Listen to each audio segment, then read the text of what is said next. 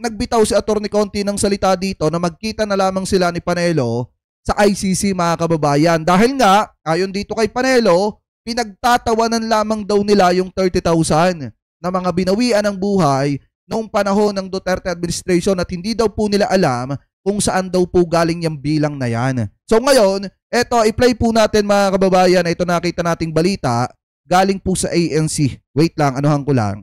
Meron bang mga naitulong ang kasalukuyang gobyerno, if any, dun sa proseso ngayon ng ICC? Ang pangalawang tanong for everybody, marami pong ugong-ugong na naririnig sa pagpapalit ng gobyerno at paglalagay ng caretaker government. Ano ang masasabi niyo dito? Una, doon sa kung tumutulong ba ang gobyerno ni Marcos sa ICC investigation, sabi kasi nila, hindi. At palagay ko walang direktang suporta silang ibinibigay sa ICC sa kasalukuyan dahil sa posisyon nila.